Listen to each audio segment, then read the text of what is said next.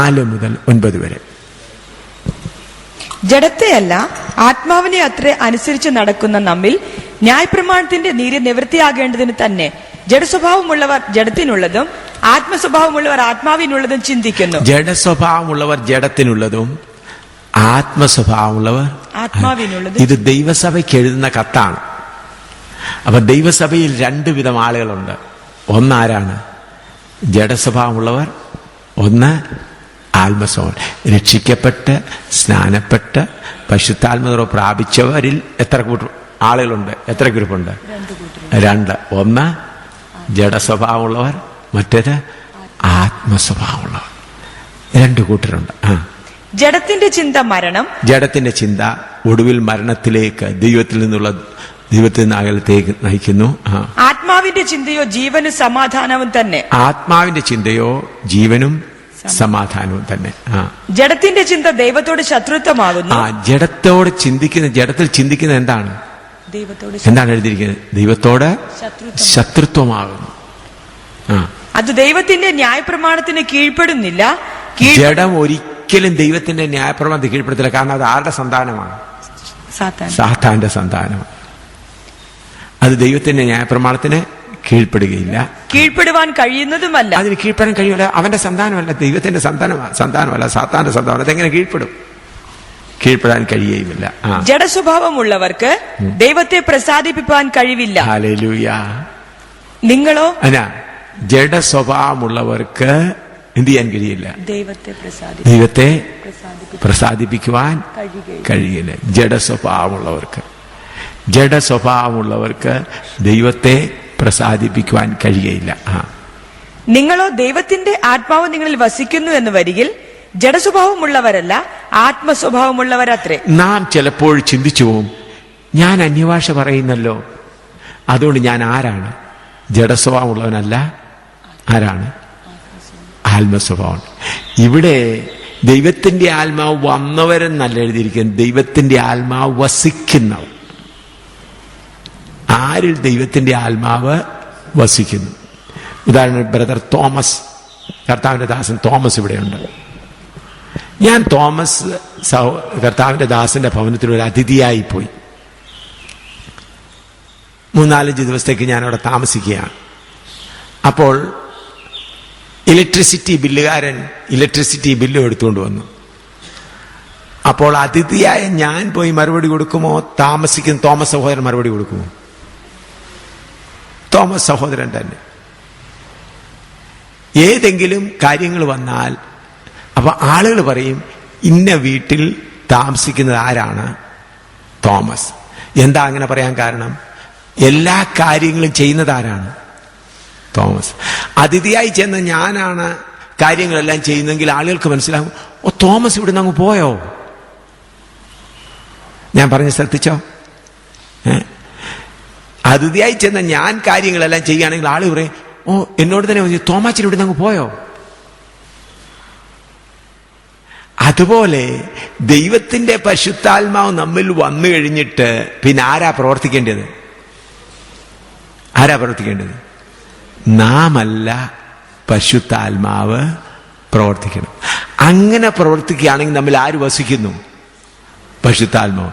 നമ്മൾ വിചാരിക്കുന്ന പരിശുദ്ധാത്മാവ് വന്നു 2 അന്യഭാഷ, ഞായറാഴ്ച പാട്ട് പാടി 2 അന്യഭാഷ പറഞ്ഞപ്പോൾ പരിശുദ്ധാത്മാവ് വസിക്കുന്നു. അല്ല സഹോദരങ്ങളെ, നമ്മുടെ സകല കാര്യങ്ങളും ചെയ്യുന്നത് ആരായിരിക്കണം? അപ്പോൾ മാത്രമേ നമുക്ക് പറയാൻ കഴിയുള്ളൂ പരിശുദ്ധാത്മാവ് നമ്മിൽ വസിക്കുന്നു. പരിശുദ്ധാത്മാവ് നമ്മുടെ ഗസ്റ്റായിട്ട് വന്നെന്നല്ല, വസിക്കുക എന്നുള്ളതിന്റെ അർത്ഥം പൂർണ്ണമായി കൺട്രോൾ എടുത്ത് നടത്തുക.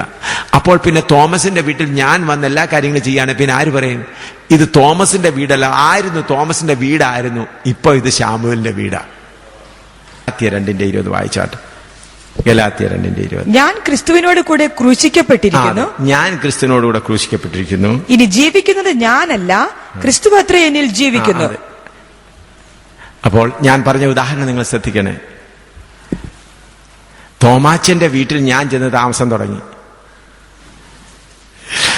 തോമാച്ചൻ, കർത്താവിന്റെ ദാസൻ തോമാച്ചന്റെ വീട്ടിൽ ചെന്ന് ഞാൻ, അതിനു മുമ്പ് തോമാച്ചനായിരുന്നു എല്ലാ കാര്യങ്ങളും അതിനുശേഷം എല്ലാ കാര്യങ്ങളും ഞാൻ ചെയ്യാൻ തുടങ്ങിയപ്പോൾ ആളുകൾ എന്ത് പറയും? തോമാച്ചൻ ഇവിടുന്ന് സ്ഥലം മാറി, അല്ലെ തോമാച്ചൻ പോയി. ആ തോമാച്ചന്റെ വീട് ഇപ്പൊ ആരുടെ കയ്യിലായി? ഷാമുവേലാണ് ഇപ്പൊ അവിടെ വസിക്കുന്നത്. അങ്ങനെ പറയുകയില്ലയോ? അതുപോലെ നമ്മുടെ ജീവിതത്തിലുള്ള എല്ലാ കാര്യങ്ങളും പരിശുദ്ധാത്മാവ് ഏറ്റെടുത്ത് കഴിയുമ്പോൾ നമുക്ക് എന്ത് പറയാൻ കഴിയും? ആര് വസിക്കുന്നു? പരിശുദ്ധാത്മാവ് വസിക്കുന്നു. ഞാൻ പറഞ്ഞ കാര്യം നിങ്ങൾക്ക് മനസ്സിലാകുന്നു? എത്ര പേർക്ക് ഈ കാര്യം മനസ്സിലായി? നമ്മളിൽ ആത്മാവ് വന്ന് അന്യഭാഷ പറഞ്ഞുകൊണ്ട് കാര്യമായില്ല. അപ്പോസ്തലൻ പൗലോസ് പറയുന്നത് എന്താണ്? ഞാനല്ല ജീവിക്കുന്നത്, എന്നിൽ ഇപ്പോൾ ആര് ജീവിക്കുന്നു? ക്രിസ്തു ജീവിക്കുന്നു. അപ്പൊ പരിശുദ്ധാത്മാവ് നമ്മിൽ വസിക്കുന്ന അനുഭവം വരുന്നത് വരെ നമ്മൾ എന്ത് പ്രവൃത്തി കൂടുതൽ പ്രവർത്തിക്കുന്നുണ്ട്? ജഡത്തിന്റെ പ്രവൃത്തി. ഇത് മനസ്സിലാക്കാതാണ് ആത്മാവിൽ ആരംഭിച്ചത് എവിടേക്കായി പോകുന്നത്? ജഡത്തിലേക്കായി പോകുന്നത്. അങ്ങനെ ദൈവസഭ വളരെ വേഗത്തിൽ ജഡത്തിലേക്ക് മുങ്ങിക്കൊണ്ടിരിക്കുകയാണ്. ആത്മീയർക്ക് ആ ആത്മാവിനെ കുത്തുന്ന വചനം നല്ലതായിട്ട് തോന്നും. ജഡീയർക്ക് ഇതാണോ കേൾക്കാൻ വന്നത്? ഇതുകൊണ്ട് നമുക്ക് യാതൊരു പ്രയോജനവും ഇല്ല. ഹല്ലേലൂയ. പ്രിയമുള്ളവരെ, ഇന്ന് ആ ദൈവസഭ വളരെ ശക്തിയോടെ ജഡത്തിലേക്ക് പോയിക്കൊണ്ടിരിക്കുകയാണ്. വളരെ ശക്തിയോടെ. ചെറിയ ശക്തിയിലല്ല, വളരെ ശക്തിയോടുകൂടെ ദൈവസഭ ജഡത്തിലേക്ക് വലിച്ചിഴക്കപ്പെട്ടുകൊണ്ടിരിക്കുകയാണ്. എന്നാൽ ഗലാത്യർ 5:24 വായിച്ചാട്ട്. ഗലാത്യർ 5:24. ക്രിസ്തുയേശുവിനുള്ളവർ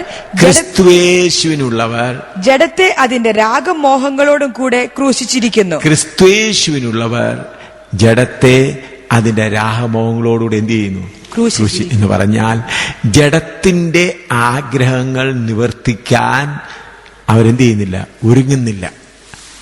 ജഡത്തെ ഒരു കൂട്ടിനകത്ത്, സിംഹത്തെ കാഴ്ച ബംഗ്ലാവിലൊക്കെ വെച്ചിരിക്കുന്ന എവിടെയാ? അഴിച്ചുവിട്ടിരിക്കുകയാണ്. അഴിച്ചുവിട്ടാൽ കാണുന്നവരെല്ലാം വലിച്ചു കയറുന്നു. അതിനെ കേജിനകത്ത് അതിനുള്ള കമ്പിവേലിയൊക്കെ കെട്ടി അതിനകത്ത് വെച്ചിരിക്കുക. അതുപോലെ നമ്മുടെ ജഡം എവിടെ വസിക്കണം? അതിൻ്റെ ആഗ്രഹങ്ങളൊന്നും നടത്താൻ ഇടയാക്കാതെ. ഇതാണ് വാസ്തവത്തിൽ ക്രിസ്തീയ പോരാട്ടം. ഇതാണ് വാസ്തവത്തിൽ ഒരു ദൈവത്തിന്റെ യുദ്ധം. ആ യുദ്ധം വെളിയിലല്ല നടക്കുന്നത്. യുദ്ധം എവിടെയാ നടക്കുന്നത്? അകത്ത്. എവിടെയാ? ആത്മാവും ജഡവും. ആത്മാവും ജഡവും. ഇന്ന് അനേകരെ ഈ കാര്യം മനസ്സിലാക്കുന്നില്ല. ആത്മാവും ജഡവും. ജഡത്തിനാണെങ്കിൽ പുകഴ്ചയാണ് വേണ്ടിയത്. ആത്മാവിന് എനിക്ക് ദൈവത്തെ പോലെ ആയിത്തീരണം. ഈ യുദ്ധത്തിൽ അനേക ദൈവമക്കൾ കാര്യം മനസ്സിലാക്കാതെ ആകുന്നുണ്ട്. 1 യോഹന്നാൻ 2-ാം അധ്യായത്തിന്റെ 14-15 വായിച്ചാൽ. ലോകത്തെയും പിതാക്കന്മാരെ ആദ്യം മുതലുള്ളവനെ നിങ്ങൾ 1 യോഹന്നാൻ 2:15-15. ലോകത്തെയും ലോകത്തിലുള്ളതിനെ സ്നേഹിക്കരുത്. ലോകത്തെയും ലോകത്തിലുള്ളതെയും സ്നേഹിക്കരുത്. ഒരുവൻ ലോകത്തെ സ്നേഹിക്കുന്നുവെങ്കിൽ അവനിൽ പിതാവിന്റെ സ്നേഹമില്ല. ജഡമോഹം, കൺമോഹം, ജീവനത്തിന്റെ പ്രതാപം, ഇങ്ങനെ ലോകത്തിലുള്ളത് എല്ലാം പിതാവിൽ നിന്നല്ല ലോകത്തിൽ നിന്നത്രേ ആകുന്നു. ഇങ്ങനെ ജഡത്തിൽ നിന്നുള്ളതെല്ലാം എന്താണ്? ലോകത്തിലുള്ളതെല്ലാം ആരുടെയാവുന്നു? ജഡമോഹം, കൺമോഹം, ജീവന്റെ പ്രഭാവം. ഇതെല്ലാം എവിടുന്ന് വരുന്നതാ? ഇതാർക്കെഴുതിയതാ? ദൈവമക്കൾക്ക് എഴുതിയതാണ്. ജഡമോഹം, കൺമോഹം, ജീവനത്തിന്റെ പ്രതാപം. ഇങ്ങനെയുള്ള കാര്യങ്ങളെ ദൈവമക്കൾ ജയിക്കണം. അത് ജയിക്കണമെങ്കിൽ ജഡത്തെ എന്ത് ചെയ്യണം? ക്രൂശിക്കണം. ജഡത്തെ ക്രൂശിക്കാനുള്ള മാർഗം എന്താണ്? അതിനാണ് കർത്താവ് പറഞ്ഞത്. മത്തായിയുടെ സുവിശേഷം 7:13-14. മത്തായിയുടെ സുവിശേഷം 7:13-14. ഇടുക്കുവാതിലൂടെ അകത്ത് കൂടെ അകത്ത് കിടപ്പീൻ. നാശത്തിലേക്ക് പോകുന്ന വാതിൽ വീതിയുള്ളതും വഴി വിശാലവും അതിൽ കൂടി കടക്കുന്നവർ അനേകരുമാകുന്നു. ജീവങ്കിലേക്ക് പോകുന്ന വാതിൽ ഇടുക്കവും വഴിഞ്ഞെരുക്കവുമുള്ളത്, അത് കണ്ടെത്തുന്നവർ ചുരുക്കമത്രേ. ഇടുക്കുവാതിൽ, അതിന്റെ ശരിയായ തർജ്ജമ ഗ്രീക്കിലെല്ലാം നോക്കുകയാണെങ്കിൽ വാതിലിൽ തടസ്സം വെച്ചിരിക്കുന്ന വാതിൽ. നിങ്ങൾ കാണും ഈ പാർക്കിലൊക്കെ ചെറിയ ഗേറ്റ് വെച്ചിട്ടുണ്ട്. ആ ഗേറ്റിനകത്ത് ചില പശുക്കളൊന്നും അകത്ത് കയറാതിരിക്കാൻ വേറൊരു രീതിയിൽ ഒരു ഗേറ്റുമില്ല, ഇടയ്ക്ക് തടസ്സം പോലെ വെച്ചിട്ടുണ്ട്. ഇങ്ങനെ കയറി അങ്ങനെ തിരിഞ്ഞ് അകത്ത് കയറാനൊക്കെ ഉള്ളൂ. തടസ്സം വെച്ചിരിക്കുക എന്തിനാണ്? മനുഷ്യർ തിരിഞ്ഞു കയറി പോകട്ടെ, പശുക്കളും കാളയൊന്നും അതിനകത്ത് കയറരുത്. നിങ്ങൾ അങ്ങനെ കണ്ടു കാണുമല്ലോ. അതുപോലെ കർത്താവിന്റെ രാജ്യത്തിലേക്ക് വരുന്നവർക്ക് അവരുടെ ആഗ്രഹങ്ങളെല്ലാം കൊണ്ട് അകത്ത് വരാതെ അതെല്ലാം വെളിയിലിട്ടിട്ട് അകത്ത് കയറണം. നാം പലപ്പോഴും ചിന്തിക്കാൻ, രക്ഷിക്കപ്പെട്ടു, സ്നാനപ്പെട്ടു, അഭിഷേകം പ്രാപിച്ചു, ഞാൻ ഇടുക്കുവാതിൽ കൂടെ കയറിയിരിക്കുകയാണെന്ന് ചിന്തിക്കുന്നത്. ഹല്ലേലൂയ, അങ്ങനെയല്ല. അനേക ലക്ഷക്കണക്കിന് ദൈവദാസന്മാരും ഇന്ന് ഇടുക്കുവാതിന് വെളിയില. രക്ഷിക്കപ്പെട്ട് സ്നാനപ്പെട്ട് അഭിഷേകം പ്രാപിച്ച അനേക ലക്ഷം ദൈവമക്കളും ഇന്ന് എവിടെയാണ്? ഇടുക്കുവാതിലിന് പറയാണ്. ഈ രക്ഷിക്കപ്പെട്ടതും സ്നാനപ്പെട്ടതും അഭിഷേകം പ്രാപിച്ചതെല്ലാം ഇടുക്കുവാതിൽ കൂടെ പ്രവേശിക്കാനുള്ള ഒരുക്കമാണ്. ഇപ്പോൾ നിങ്ങൾ രക്ഷിക്കപ്പെട്ടു, സ്നാനപ്പെട്ടു, അഭിഷേകം പ്രാപിച്ച ഇടുക്കുവാതിൽ കൂടെ പോവുകയാണെന്ന് ചിന്തിക്കരുത് സഹോദര. പറയുന്ന മനസ്സിലായോ? ഇടുക്കുവാതിലിൽ കൂടെ രക്ഷിക്കപ്പെട്ടു, സ്നാനപ്പെട്ടു, അഭിഷേകം പ്രാപിച്ചു, ഇടുക്കുവാതിൽ കൂടെ കയറി. അങ്ങനെയല്ല. നമ്മുടെ ആഗ്രഹങ്ങളെല്ലാം, ഹല്ലേലൂയ, ഓരോ ആഗ്രഹങ്ങളും ഇപ്പുറത്തിട്ടിട്ട് അപ്പുറത്തേക്ക് പോകുന്നവരാണ് ഇടുക്കവും പിന്നെ വഴി ഞെരുക്കം. ഞെരുക്കം അതിന്റെ ശരിയായ പദം പറഞ്ഞാൽ ഹർട്ടിങ് പാത്ത്, മുറിവ് കൊള്ളുന്ന വഴി. ആ പാതയിൽ കൂടെ നടക്കുമ്പോൾ എന്ത് ചെയ്യും? നമ്മുടെ പാദങ്ങളിൽ എന്താകും? മുള്ളുകൾ കൊണ്ട് മുറിവേൽക്കും. ആ പാതയിൽ കൂടെയാണ് പോകുന്നത്. ആ പാതയിൽ എത്ര പേര് പോകുന്നുണ്ട്? ഇന്ന് നമ്മുടെ പൊതു വലിയ സഭകളെ നോക്കിയാൽ, നിങ്ങളുടെ സ്വന്തം സഭകളെ നോക്കിയാൽ, ഇടുക്കുവാതിലിൽ കൂടെ ഞെരുക്കമുള്ള വഴിയിൽ കൂടെ പോകുന്ന എത്ര പേരുണ്ട്? ഈ ഞെരുക്കമുള്ള വഴി എന്ന് പറയുന്നത് പണമില്ലാത്തവരെന്നല്ല. ഇപ്പോൾ വീടൊന്നുമില്ല, വല്ല റോഡ് സൈഡിലോ ഒക്കെ ചെറിയ ചെറ്റക്കുടിയിൽ താമസിക്കുന്ന ഒരാളെന്ന് വിചാരിച്ചാട്ട് നിങ്ങൾ വിചാരിക്കും വരെ ഞെരുക്കമുള്ള വഴിയിൽ കൂടെ വന്നു. അല്ല, ഞെരുക്കമുള്ള വഴിയിലല്ല. അദ്ദേഹത്തിന് ഒരു 2 ലക്ഷം രൂപ കൊടുത്താട്ട്, അല്ലെങ്കിൽ 5 ലക്ഷം രൂപ കൊടുത്താട്ട്, അപ്പൊ അദ്ദേഹം എന്ത് ചെയ്യും? വാങ്ങിക്കാവുന്നതെല്ലാം മേടിച്ചു കൂട്ടും. പണമില്ലാഞ്ഞത് കൊണ്ട് ഞാൻ ഞെരുക്കമുള്ള വഴി എന്ന് പറയുകയല്ല. നമ്മുടെ ആഗ്രഹങ്ങളെ ഇടുക്കവും ഞെരുക്കമുള്ള വഴിയിൽ കൂടെ വിടുന്നവർ മാത്രം എവിടെ പോകും? ജീവങ്കിലേക്ക്. അതുകൊണ്ട് രക്ഷിക്കപ്പെട്ടതുകൊണ്ട് കാര്യമായില്ല, സ്നാനപ്പെട്ടതുകൊണ്ട് കാര്യമായല്ല, പശുത്താത്മാവ് പ്രാപിച്ചതുകൊണ്ട് കാര്യം ആയില്ല. ജീവങ്കൽ എത്തിച്ചേരണമെങ്കിൽ ഏത് പാതയിൽ കൂടെ പോകണം? ഇടുക്കവും ഞെരുക്കും. അതെന്തിനാണ് ഇടുക്കവും ഞെരുക്കും? നമ്മുടെ ജഡത്തെ എന്ത് ചെയ്യണം? ഇടുക്കി ഞെരുക്കി വെക്കണം. അതുകൊണ്ടാണ് 1 കൊരിന്ത്യർ 9:26 വായിച്ചാട്ട്, ഞാൻ തന്നെ കൊള്ളരുതാത്തവനായി പോകാതിരിക്കേണ്ടതിന് എന്റെ ശരീരത്തെ ദണ്ഡിപ്പിച്ച് അടിമയാക്കുകയത്രേ ചെയ്യുന്നത്. മറ്റുള്ളവരോട് പ്രസംഗിച്ച ശേഷം ഞാൻ തന്നെ കൊള്ളരുതാത്തവനായി പോകാതിരിക്കേണ്ടതിന് എന്റെ ശരീരത്തെ ദണ്ഡിപ്പിച്ച് അടിമയാക്കുകയത്രേ ചെയ്യുന്നത്. എന്റെ ശരീരത്തെ ഞാൻ എന്ത് ചെയ്യുന്നു? ദണ്ഡിപ്പിച്ച് അടിമയാക്കുന്നു. ഹല്ലേലൂയ.